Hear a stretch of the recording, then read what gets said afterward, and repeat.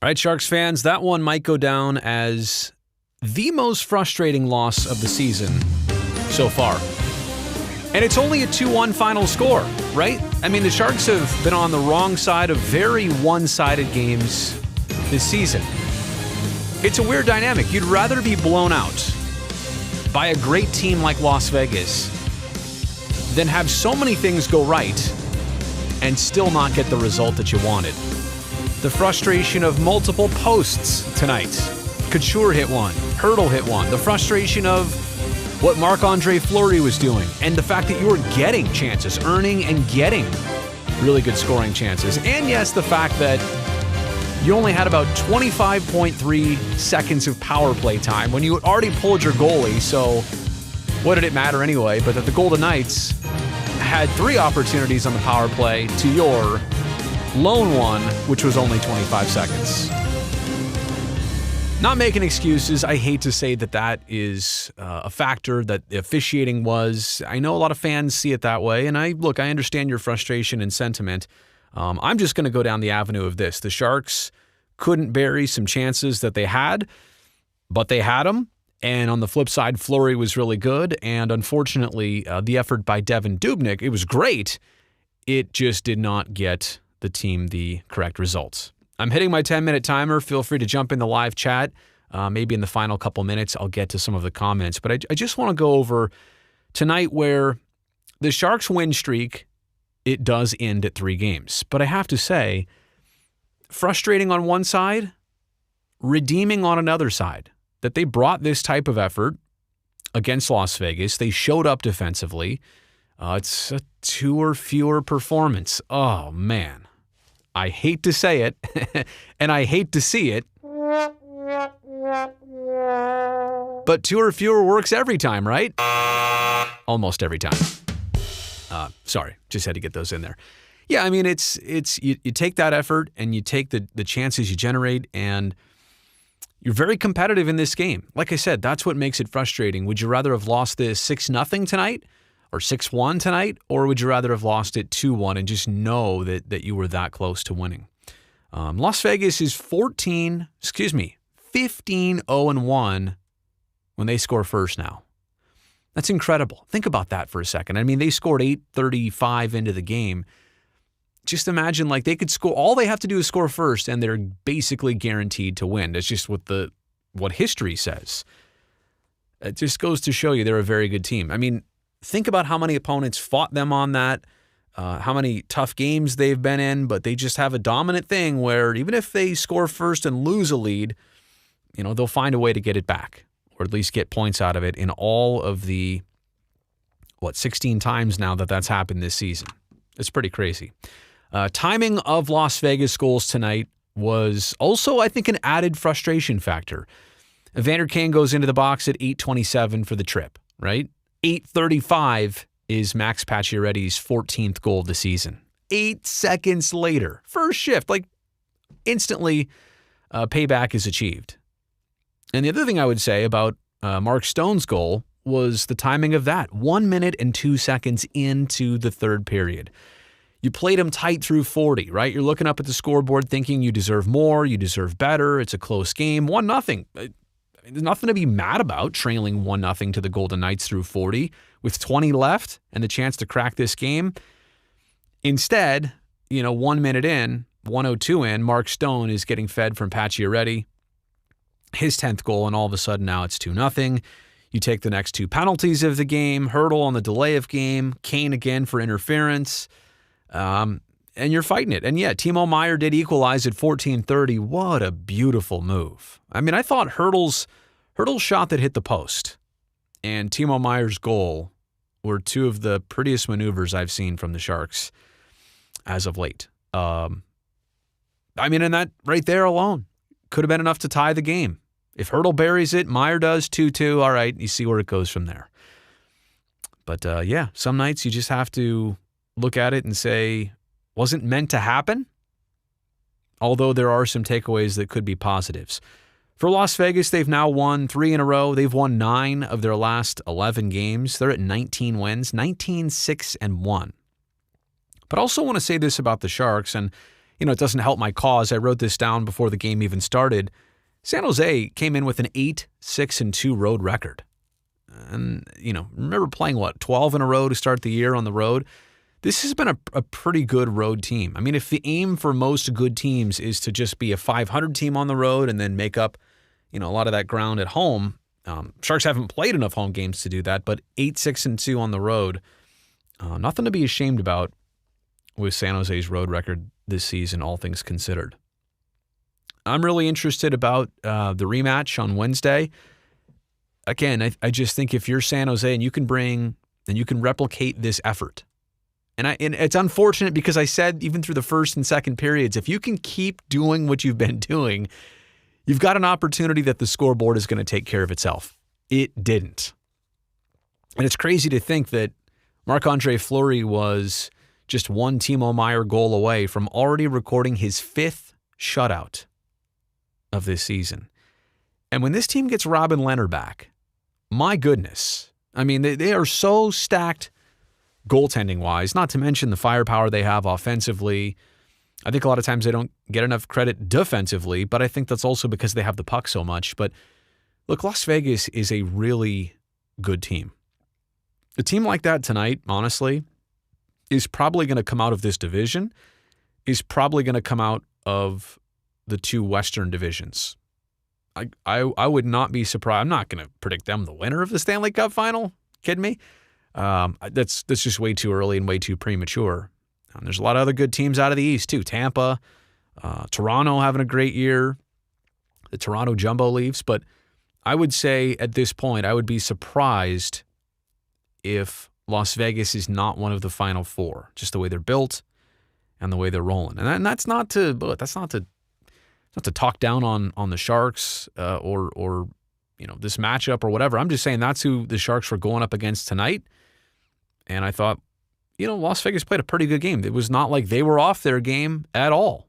They didn't start a backup. They went right with Fleury, and this is how it went. So Pat Chiaretti on the power play, 8:35 into the first, and then Mark Stone 1:02 into the third, and those are your 2 goals. Again, Sharks answered. I thought they had. What my instinct was, honestly, was that in the final couple minutes, as soon as Dubnyk came out, as soon as they got even a 6-on-4 chance, on the power play, I honestly thought that they were going to at least tie the game, minimum, and that didn't happen. But I really think tonight they forced the issue.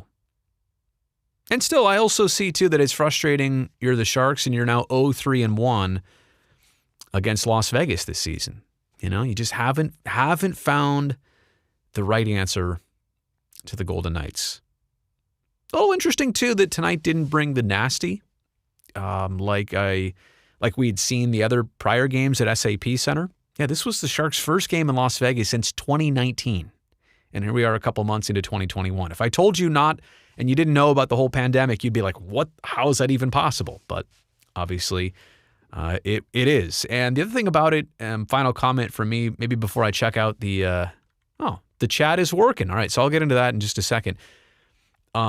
Interesting that they opened it up to about 9,000 fans. That was the maximum capacity tonight, and it was hard to tell on television. I mean, I even had access to a lot of the shots you didn't see on our broadcast, and even in the second deck, it definitely did not look like it was 50% capacity. Now, chalk that up maybe to the fact that only got approved, I want to say today, and just people didn't buy tickets, or quite honestly that we might see in sports capacities go way up before demand or interest or a sensation of safety goes way up. I mean, even in a place like Las Vegas where they might take more chances, it's just the nature of, their economy and what they might do, right? I mean, if you're going to tell people in Las Vegas, hey, 9,000, they might get 9,000, but clearly tonight they didn't. So I'm just curious what that was all about and maybe what we're going to see on Wednesday.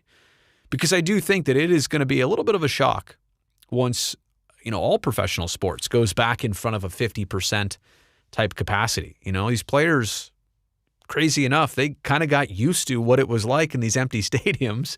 And now a game or two or whatever, it's all it's going to take to kind of readjust back to, half crowds, three-quarters crowds, and full crowds eventually. Not like it's a bad thing. I think even as an opponent, you would love just the energy that a crowd brings and the oohs and ahs, and especially like, in the case of tonight, if a Gabriel and a Ryan Reaves had dropped the gloves, you would imagine what that crowd would have been like. All right, let me take a quick glance into the chat here. And so Moonglow starting us off, looked into buying tickets, and there were none on the market. I'm assuming you're talking about for tonight's game in Las Vegas. I think they only had season ticket holders. And you know what? That would make sense too, at least to start off with. You want to get the priority going, right? Take care of your season ticket holders first. I know Austin, 2 or fewer did betray us, and this does happen, but I would still say that it works about 98% of the time. That might be high. It works at least 90% of the time. I do feel confident saying that. In the last couple years, and even the next couple years, when the Sharks allow 2 or fewer, I think they're going to win 90% of the time. There you go. Vegas was basically playing NHL 21 this offseason and turned off salary cap. It's crazy that it's crazy how and where their franchise started. And I'm curious. I am so curious to see what happens with Seattle and how it works for them. Because if they end up with a similar type roster of not a lot of superstars, but not a lot of, bubble type NHL players, if they end up with a lot of mid to good level hockey players, it's going to be scary. And then now you're going to have 2 of those teams in the Pacific Division, Seattle and Las Vegas, both freshly built off the expansion draft. And I can't imagine that a lot of other teams in the division or their fans are going to be pretty stoked about that if Seattle is in fact good. AJ, what's going on, man? Friend of yours lives in Las Vegas, said he saw tickets were way more than usual on the third-party sites. All right, interesting. So, didn't even know. Timer always scares me when I don't know it's coming. Something about that sound. Pavelski's going to end up on Seattle? I just, the Sharks were kind of fortunate that they didn't, who was the defenseman? David Schlemko. Was it Schlemko? Who was it that the Sharks lost in the expansion draft? Gosh, yeah, I think it was. Anyway, long story short, think about if it's a mainstay player like a lot of other teams had lost to Las Vegas. I'm very, very curious. Yeah, there you go, Schlemko. No, Carpenter, I see what you're saying too. Carpenter, I think, was he waived by San Jose? And Las Vegas picked him up. That was that was in their first year or second year. I'm losing track. Anyway, it's going to be really interesting to see how Seattle gets built and who from the Sharks ends up potentially being part of their team. Let me see if there's anything else here. I thought I saw a couple other comments here. Don't know how they can afford that good of a team.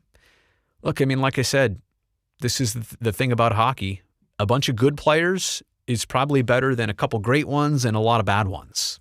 So they kind of found a middle ground that, was brand new to the league. I mean, think about this for a second. Brownie and I were talking about this between intermissions, I guess, during the game tonight. If an NFL team went to the Super Bowl as an expansion team in their very first season, wouldn't that have been the biggest story in all of sports? And yet the Las Vegas Golden Knights, I know it's rubbing salt in the wound of Sharks fans to hear this, but they go to the Stanley Cup Final their very first year of existence. What a heck of a sports story, right? It's something that, and then we were talking about what do we like and not like about Las Vegas as a franchise. Respectfully, there's not too many bad things to say about the franchise. I do get the reservation about their fans and getting to experience way too much, way too early, and probably being jaded by that for the rest of their existence. I would definitely agree there's something to that. I think it's a tough thing to say, well, it's a great story, but don't hurt us much more than that. Hey, Darius, I really appreciate you jumping in the super chat here. That is very kind of you. Sharks definitely played well tonight. I agree. Though we lost, I'm not complaining. It's progress showing up. And that was my point earlier. Is so long as you can take this effort and bring something similar on Wednesday, and then you can come back to San Jose for Friday and Saturday, hopefully cash in on points there. Just keep this rolling. The Sharks this season, they've had a couple good stretches. This is really the second good one, I would say. There was one right before they came back home for the first time. But sustain this for a while. Sustain just the way you're playing for a couple weeks. And some nights the results are going to be there. Some nights they're not. You already have to be near perfect to beat Las Vegas. The point being is that if you maintain this style of play defensively, you get the goaltending. Both goalies are kind of firing on all cylinders right now. At least Dubnyk is in his last 4 starts, and Jones looked great the other night against Anaheim. So we'll see how it goes. I really do think that going back to Dubnyk probably on Wednesday just makes sense. Played well tonight. It was definitely not about the goaltending. Little Brutus still regret giving up on Coach DeBoer. I know it was probably a typo. It's hard to spell DeBoer, but DeBoer is just funny. I'm not laughing at you. I'm laughing at DeBoer. No, I think look, Pete is a great coach. We knew that in San Jose, and we knew that somebody was probably going to take the fall from the start to last season that they had. Gosh, last season, it feels like 5 years ago. But, I don't think it was personal, and I think that's why Pete lasted, exactly a month on the unemployment market before he got picked up. It's just so crazy. A good old McFlurry sounds good right about now. No, it's anything with Flurry in it. I don't even want a snow Flurry, let alone a Marc-Andre Fleury. Give him credit. One of the eldest statesmen in the game, and looked as good as he ever had tonight. Some nights and sometimes you would say, well, did the Sharks test him? And he got lucky. 2 posts saved his night. But I really think that you got to give him credit for showing up in this one.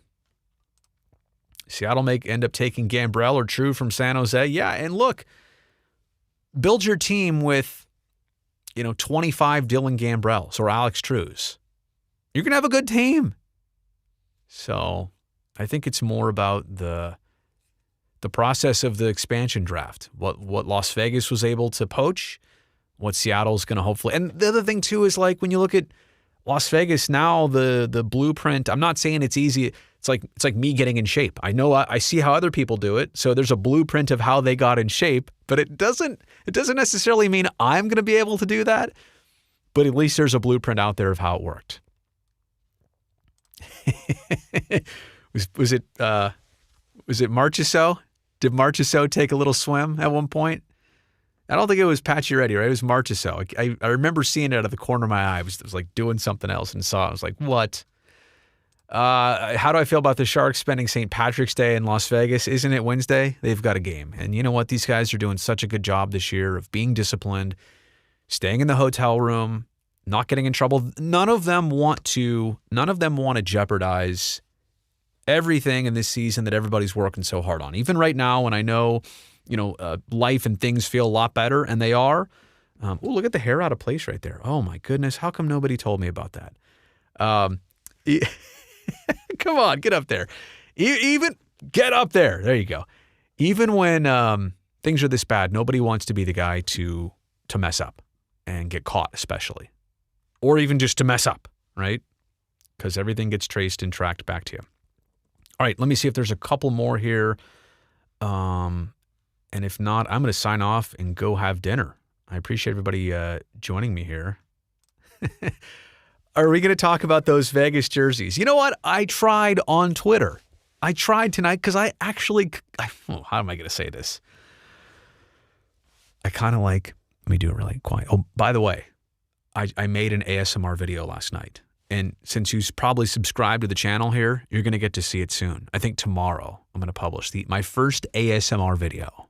First ASMR video ever. But yeah, it's not going to sound like this anyway. I actually like the Las Vegas red jerseys. Wait, let me go on this camera. I think their gold buckets are like the ugliest thing I've ever seen. that's like C3PO out there. It's terrible. I mean, you tried and went for gold, and you swung and missed. Ugliest thing ever. Like Fleury's mask, even tonight. Ugh. It's like a cheap fake gold. Ugh. It's awful. But those red jerseys that they rock, and actually their color scheme, not bad. Not bad. All right. I was just being honest there. Just being honest. I know that's probably not the it's not the popular opinion. Oh, ASMR, great. Hey, Chase, you have a good night too. Fleury's going to probably end up on Seattle. Isn't that how it goes? And yes, you got to talk to your hair sometimes. Honestly, you got to be the boss around here. Jerseys aren't bad. Players are annoying. This is coming from a non-biased Sharks fan. I hear you, Chase. Little Brutus, when will we bring back the black Sharks jerseys? I'll tell you what, I want to see the throwback jerseys come back permanently. That lighter 90s color teal, the old crest. Ooh, that is a thing of beauty. All right. I appreciate everybody for hanging with me here tonight, watching the Sharks game. Again, I don't know how much people enjoyed this one. And that's unfortunate because there was a lot to be on the edge of your seat about. But you don't get the calls. You don't get the breakaways to work out. You got to go up against Fleury. You get Dubnyk playing really well and not getting the 2 points to go with it. So sometimes this happens. Sharks are 26 games into this season. It's crazy. 56 in total. We know that. That means on Friday, the Sharks, after Friday night's game, will be at the halfway point of this regular season. All right. We'll see you back on TV on Wednesday. Until then, I guess I'll see you here on YouTube again first. Have a good night, everybody. Talk to you soon. Bye.